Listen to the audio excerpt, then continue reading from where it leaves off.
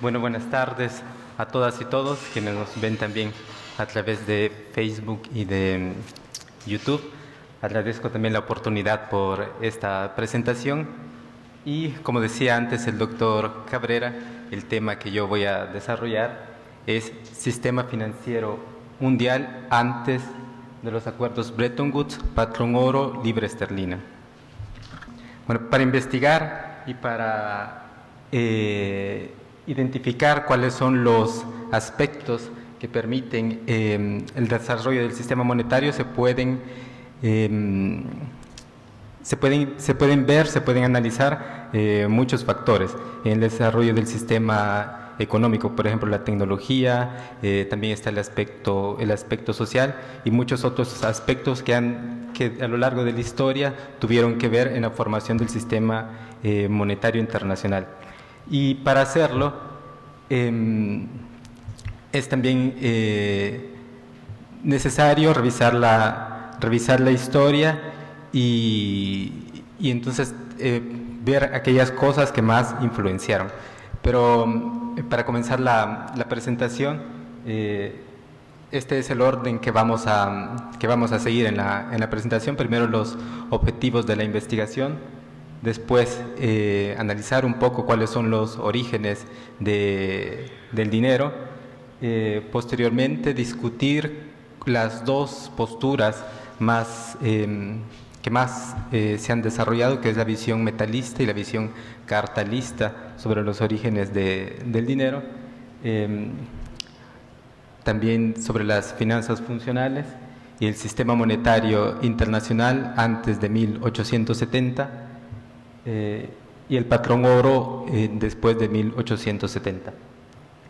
Después hablaremos puntualmente del patrón oro y de la finalización del patrón oro en 1914. Bueno, los objetivos de la investigación, leo porque así es más claro. Dice, identificar los principales planteamientos teóricos sobre las funciones del dinero y su influencia en el surgimiento del sistema financiero mundial, para interpretar el peso que éste ha tenido y que tiene en el desarrollo de las sociedades. Los objetivos específicos: analizar el proceso histórico del surgimiento del sistema monetario mundial, identificar los principales elementos del patrón oro antes de 1914, examinar la postura heterodoxa sobre la concepción de los orígenes y las funciones del dinero. Bueno, como decía antes, si se va a revisar la historia, es difícil identificar el momento en el cual surgió el dinero como tal.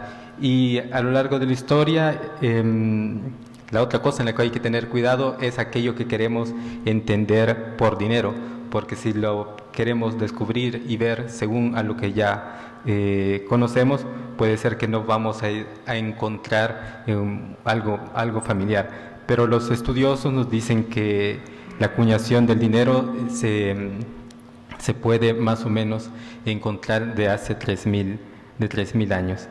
Pero bueno, existen dos cuentos que avanzan sobre la creación del dinero en la historia. El primero nos dice que el dinero se originó en antiguos sistemas penales que instituyeron compensación de multas, es decir, si alguien cometía algún delito o una falta, era de alguna forma castigado y venía señalado lo que tenía que retribuir. La otra versión se rastrea hasta los templos y los palacios de Mesopotamia, que desarrollan un sistema elaborado de contabilidad interna de deudas.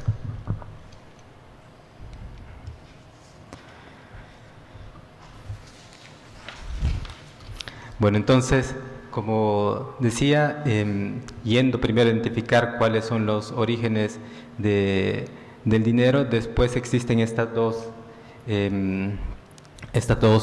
teorías fuertes de cuáles son los orígenes del dinero, que es la teoría metalista y la teoría cartalista. Voy a cambiar de micrófono porque me es más fácil. Perdón.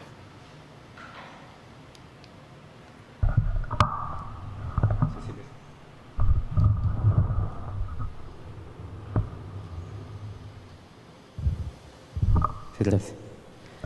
Sí. Entonces decía, la teoría metalista. Entonces, esta teoría lo que nos dice es que los mercados se formaron antes que el dinero. Es decir, como que el dinero hubiese surgido de una manera natural porque existía la relación, porque existía la necesidad del intercambio. Entonces, no fue el dinero lo que surgió antes, sino que son los mercados que surgieron antes como necesidad casi natural del intercambio. Entonces, también para disminuir costos y a la hora de hacer el trueque, ¿no? Entonces, esta es la versión metalista. Y después nos dice, esta versión metalista nos dice también que el valor del dinero recae y está respaldada por aquello por lo que está producido. Entonces, es decir, oro, plata o otro tipo de metales, como pudo haber sido también el cobre. Su valor se puede derivar debido a algún tipo de restricción, también se puede derivar por alguna ley o una responsabilidad fiscal. Okay. Entonces, gran parte del análisis económico desde esta teoría se utiliza desde el paradigma del área monetaria óptima, y esta se utiliza de esta manera, digamos, para poder después plantear modelos económicos, sistemas económicos en los cuales se pueda alcanzar el equilibrio, y está más ligado a la teoría clásica y neoliberal. Entonces, se considera también que el dinero se ha desarrollado a partir de un proceso de minimización de costos. Entonces, bajo esta perspectiva metalista, se destacan las funciones del dinero, sobre todo de intercambio y de depósito de valor. Entonces, por eso también los metales, porque son más fáciles de dividir y en el tiempo pueden llegar a retener más tiempo el valor. En cambio, la versión cartalista del dinero nos dice que el dinero se encuentra fuera de los mercados privados y descansa dentro del compleja red de redes sociales. Y el dinero, básicamente, desde esta perspectiva, es una relación de deuda. Y el Estado, en esta perspectiva, tiene un papel principal, y que son entonces los poderes legítimos del Estado los que crean el dinero. Entonces nos dice Lerner que el dinero es una criatura del Estado, es decir, que es solamente porque lo dice el soberano que aquello que yo estoy intercambiando puede ser utilizado como dinero. Entonces, su valor proviene de los poderes de la autoridad emisora. Entonces, no hay nada espontáneo, como dice en cambio la versión metalista del desarrollo del dinero, sino que es solamente por el soberano, que dice también que va a aceptar el pago de impuestos en el metal o en la moneda o en lo que considere la autoridad, que va a aceptar estos pagos de impuestos. ¿Okay? Entonces, el contexto apropiado para el estudio del dinero es entonces cultural, nos va a decir esta teoría, e institucional, con especial énfasis en las consideraciones sociales y políticas. Entonces, las monedas existen en el contexto de ciertos poderes estatales, el poder de imponer impuestos a sus súbditos y la facultad de declarar lo que aceptará en pago de estos impuestos. Bueno, y estas son algunas de las proposiciones neocartalistas. Las leo.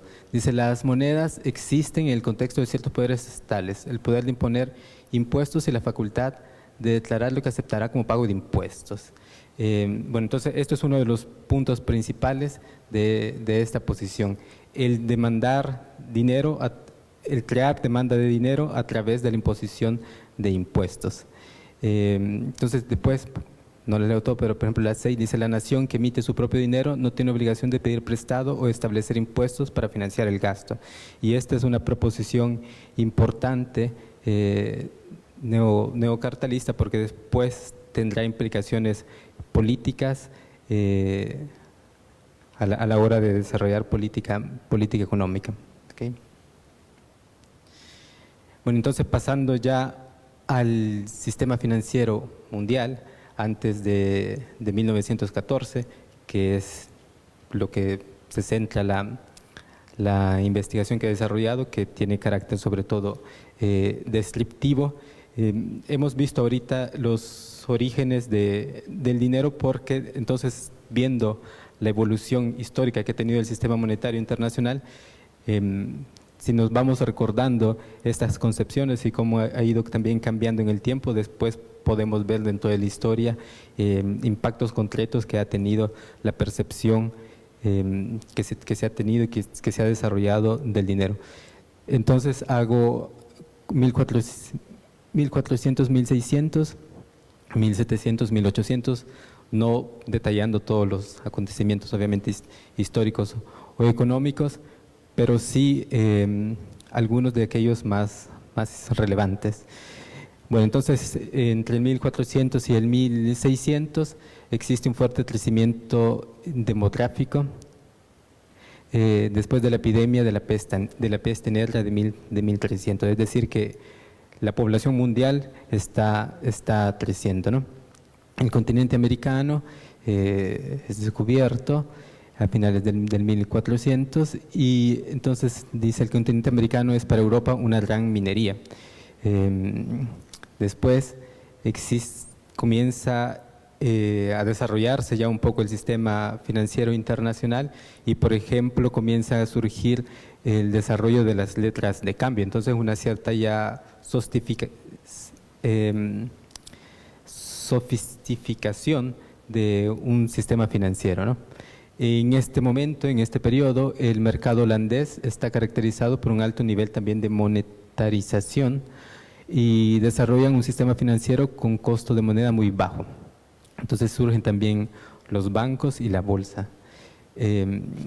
Después, pasando el tiempo de 1651, comienzan los ingleses a poner estas leyes, se llama Navigation Act, que lo que decía prácticamente era que todo el comercio con Inglaterra tenía que hacerse a través de navales ingleses y también los productos que llegaban hacia Inglaterra. Entonces esto después eventualmente se convirtió en un arma fuerte para Inglaterra en su posición dentro del sistema monetario internacional y entonces también el detrimento de Holanda, de Ámsterdam, respecto a Londres. De 1700 a 1800 tenemos entonces ya la primera revolución industrial, la invención de la máquina de vapor y el papel del carbón para alimentarla. Entonces Inglaterra, que vuelve nuevamente a proponerse como un poder también tecnológico en el desarrollo del sistema financiero monetario. Después, entre 1756 y 63, existe un primer conflicto bélico mundial. Después tenemos la revolución de las colonias americanas bajo el 1775-1783 y avanzando también en el siglo nace la sociedad obrera, digamos estratificada, desde donde se pueden manejar las máquinas hasta aquellos que se encargan solamente de poner el carbón. Y acá comienza también a surgir una idea de países desarrollados y de países subdesarrollados, que después se va a ir afirmando más en el paso del tiempo y entonces también en la evolución de toda la tecnología, ya con la segunda revolución industrial. Después tenemos un incremento también en la cantidad de moneda, también de moneda carta y de tipos de cambio. Y entonces comienza a surgir la idea del patrón oro, del gold standard. Y si no es hasta llegar a 1870 y 1914, donde se da por completo la expansión y adopción del patrón oro por las principales potencias internacionales. Y este es un punto importante de la historia, porque tenemos ya un sistema financiero internacional bien fundamentado, también moderno, existen las bancas, existe la letra de cambio, existen también los cheques, y las restricciones son sobre todo por las distancias entre los países, pero también existe una tecnología fuerte en el desarrollo naval que está permitiendo acortar los espacios. Bueno, entonces aquí llegamos ya al patrón oro, y este es el patrón oro clásico, y como decía, que se impone a partir de 1870.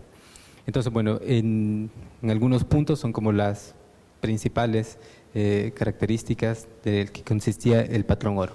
Entonces, el patrón oro es la oferta monetaria. La oferta monetaria en el patrón oro está determinada por la existencia de oro monetario, es decir, que no se puede incrementar sino según la cantidad física de oro que se tenga.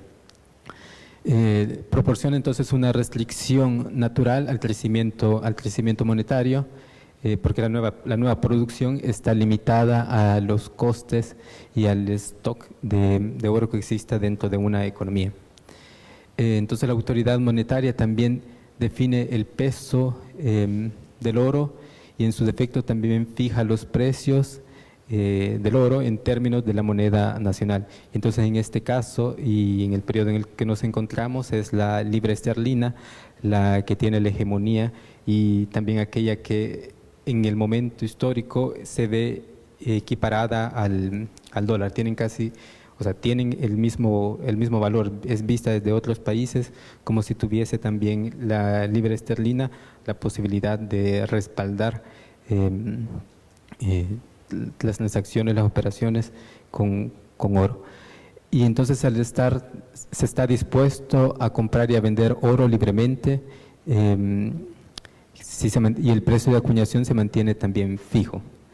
No hay restricciones entonces para la propiedad de oro, sino que quien quiere y puede transar con oro.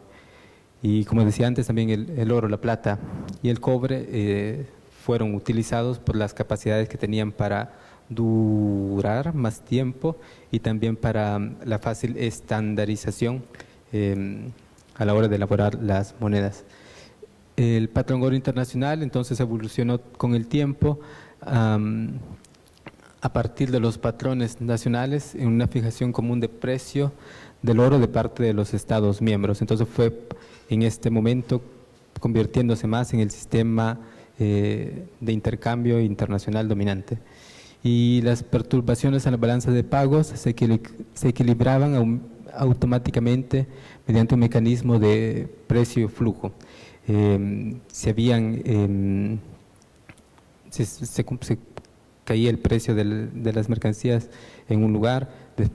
Este mecanismo lo que hacía, y según la historia en algún periodo de cierta manera funcionó, pero era que a través de la deflación o a través de el importar o exportar oro de un país a otro, se llegaba a un equilibrio de nuevo. Bueno, entonces, como decía antes, estamos en el patrón oro en 1870, y entonces el patrón oro en aquel momento también se vio como una posibilidad, es decir, antes de 1870 solamente Inglaterra había adoptado totalmente el patrón oro en 1821. En cambio, otras potencias como podían ser Francia, Alemania o Estados Unidos, que son en aquel momento los principales mercados financieros y países, no habían adoptado el patrón oro como el sistema monetario de sus países, sino que tenían un sistema bimetálico, es decir, que utilizaban la plata y utilizaban también el oro. Y entonces solamente hasta este periodo, 1870, que comienza como una carrera por querer fijar todas las demás naciones, fijarse al patrón oro. Pero a partir de 1866, bueno, aquí se ve también en la gráfica, comienza a haber una cierta inestabilidad del precio de la plata, y la gráfica nos muestra el precio de la plata en Londres según de chelines por onza. Entonces, viendo esta inestabilidad del precio de la plata, los países comienzan a querer cambiar de la plata al oro, cuando el precio de la plata se vuelve demasiado inestable para ser uno. Después la estabilidad del oro se debió, pero esencialmente no a porque funcionara el sistema de equilibrio o no, sino a la capacidad fuerte que tenía Gran Bretaña para funcionar como centro del sistema financiero mundial. Bueno, y entonces en este periodo es también la propagación del patrón oro. Entonces vemos que pasa también de países, no sé, ya en aquel momento potencias económicas, pero también viene hasta Latinoamérica, y es toda una lucha y un querer adoptar las economías al patrón oro, porque se creía que fuese un sistema que pudiese funcionar para hacer crecer a las economías. Entonces, en este periodo, después en particular entre 1890 y 1900, tiene lugar la mayoría de los intentos de engancharse al oro de numerosos sistemas nacionales. Aquí no están todos, pero está también de aquí de Centroamérica, Panamá. Y en este periodo también que se ha abierto más el comercio de Europa hacia América, comienzan también en Europa a ver los precios de algunas materias descender. Y en este estudio de 1871 a 1898 tenemos algunos datos, por ejemplo, la caída del precio del azúcar en menos 58%, del té, de la lana, del petróleo en menos 58%, de la seda, del algodón, del hierro en menos 49%. Y entonces todo esto en Europa generaba una cierta incertidumbre, y entonces también por eso el deseo de atacarse al patrón oro por las naciones que habían hasta ese momento estado en un patrón bimetálico. Bueno, entonces tenemos pero un dominio indiscutible también de Londres en el sistema financiero internacional, que había llevado también una relativa simplicidad en el manejo del mecanismo de control del sistema financiero. Y esta superioridad de Londres se había dado por el desarrollo fuerte también de su sistema bancario. La moneda nacional, entonces la libra esterlina, se había consolidado como la herramienta de transacción más estable y eficiente del mundo. Después, entre 1890 y 1914, surgen pero algunos otros centros financieros importantes en Europa.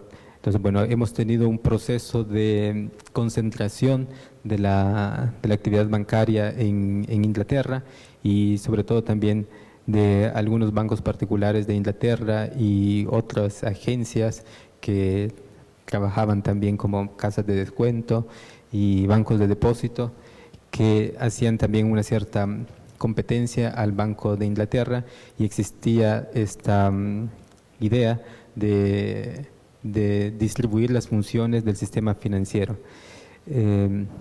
Entonces está el surgimiento de centros financieros internacionales que compiten con Londres. Estos centros financieros principalmente son París, Berlín y Nueva York, junto con Londres.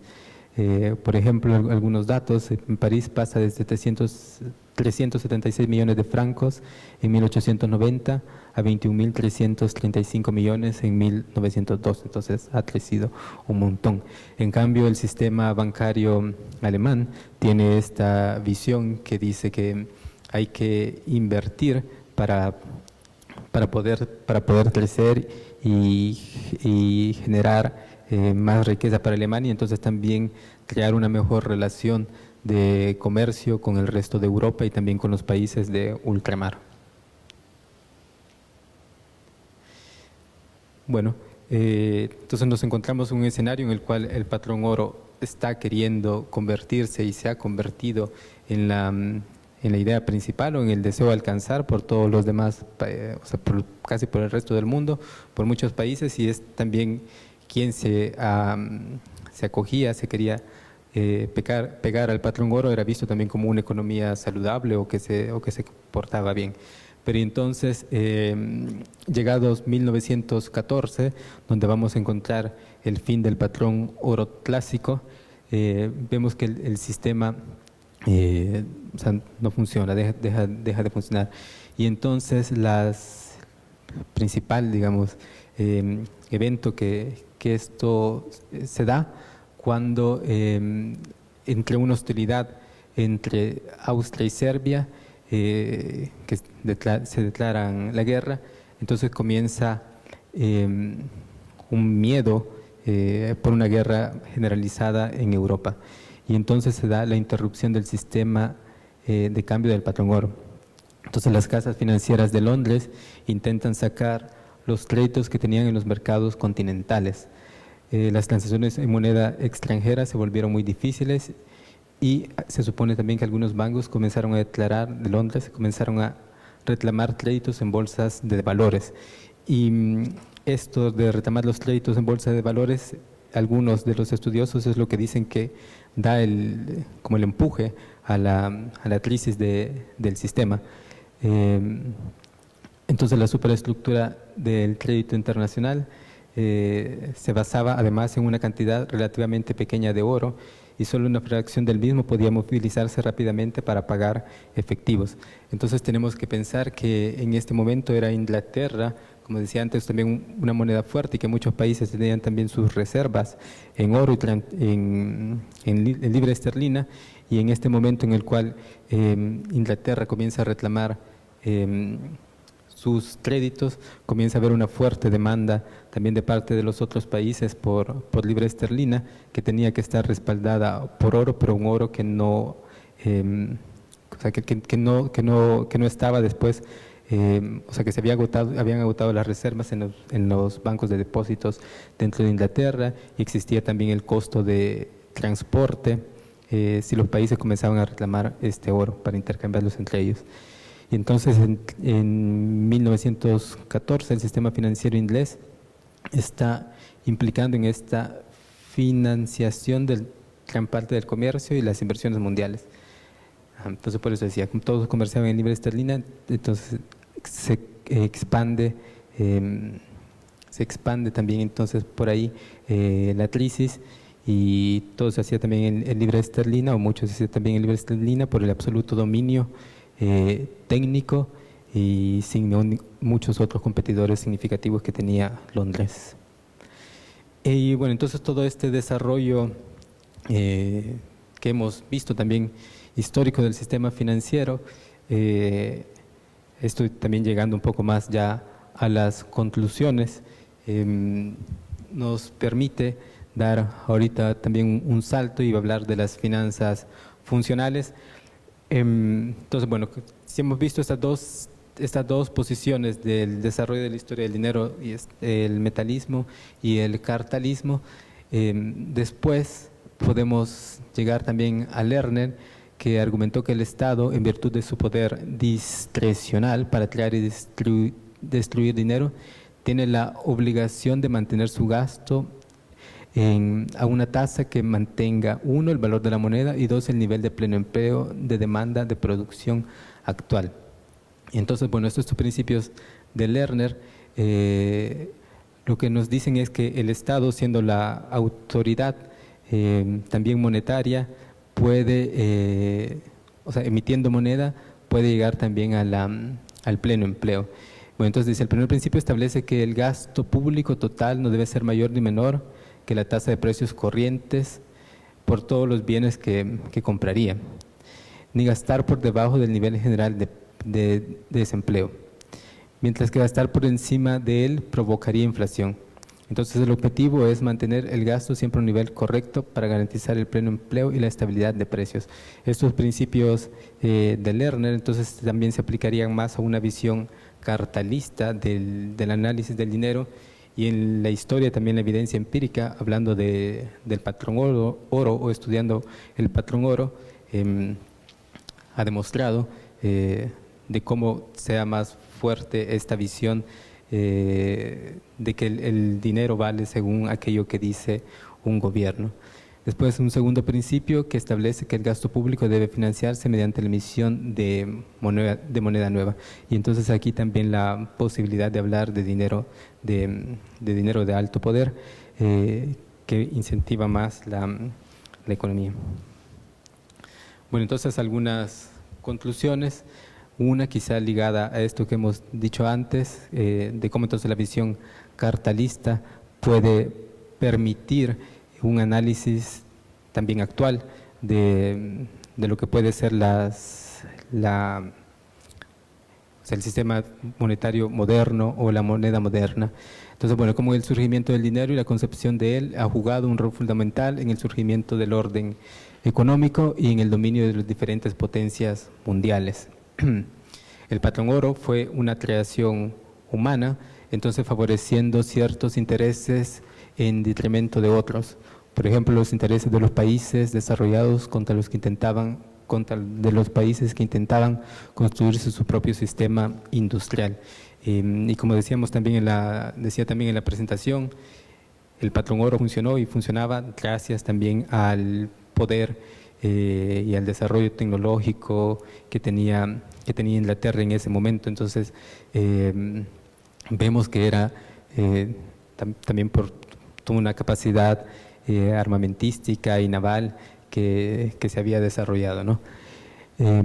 Después, la superación de la visión metalista del dinero permite la aplicación, como decía antes, de las políticas funcionales y abre nuevas posibilidades de acción a países que no tengan limitantes de políticas monetarias. Existe una